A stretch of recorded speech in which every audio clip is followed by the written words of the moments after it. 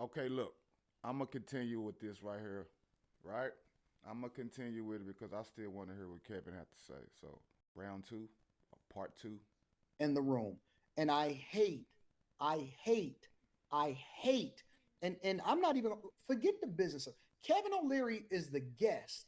He's the star of the show at this point. When he comes in a room, Kevin O'Leary, people want to hear what he's, because they're bringing him in to be an expert on whatever it is that they're asking him about. There's other people that can speak, I believe, extensively on the subject is probably in the room, both from a conservative and a liberal side. But Kevin O'Leary is the person that everybody wants to hear. So when he starts talking, you be quiet. A lot of people ask me a lot of times, and they'll say, Anton, how come you don't push back on the guests that you have on your platform, whether it be Charleston White or Myron Gaines or whatever? And they say, how come everybody is just quiet and they're listening to him? It doesn't matter if I agree or I disagree. I'm asking him a question. And because he's a guest or because he's new to the platform or because, he's speaking extensively, we offer more of a courtesy of them for them to be able to get their stuff off because we want to know what they have to say, what their opinion is. It's not about right or wrong. When I interview people, I ask them questions and then I let them cook. I let the audience, I let the people determine whether or not they agree or disagree. But Kevin, the content, great interviewer, a person that is good on the panel, knows when to insert themselves and when to remove themselves, because you hear me every single day. I am not there to push back. I'm there to get different opinions. I'm there to get different conversations. Sometimes it's a debate and opinion, and then other times you're there to hear what somebody else has to say. You have to let people talk and get their stuff off. It's a time.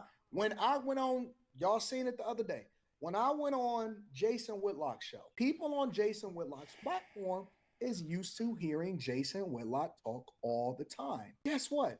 When he brought me on a platform, he let me cook. He let me speak as long as I wanted to, as much as I wanted to. He let me inject myself. He let me cook. You know why? Because people are not used to seeing me on Jason Whitlock's platform, and it turned it up. It turned it up. So he allowed for me the grace. He didn't necessarily agree with me on every single point, but he allowed for me to be able to get off my thoughts because it made for great content and it made for a more digestible piece of content that then entertained and, more importantly, the audience was able to digest what we were talking about more effectively. When I go on other people's platforms, they let me cook. When people come on my platform, I let them cook.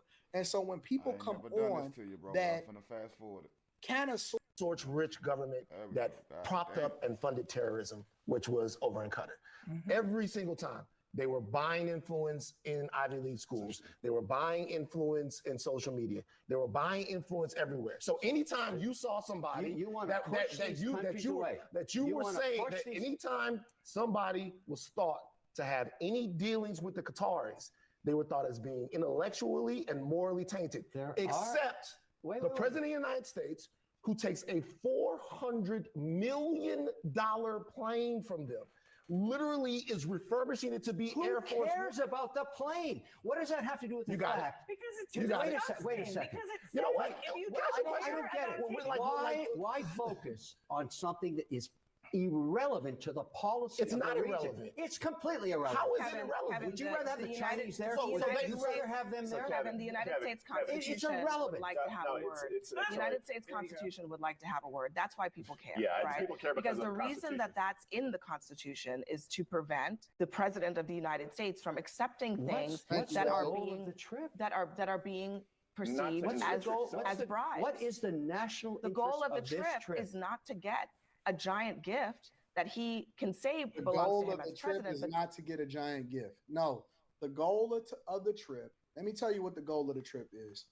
For all of the Democrats that can't see their eyeballs, they can't see what's going on. They're not able to pay attention to what's really happening when it comes to. All right, my dude, you just it's just too much. I want to just hear what they got to say.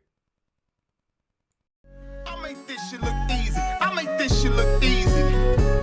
I make this shit look easy. I make this shit look easy. I see what I like, then I go out and get it. I make changes, that's why I'm different. I see it before it happens, that's vision. Telling myself I know I like this.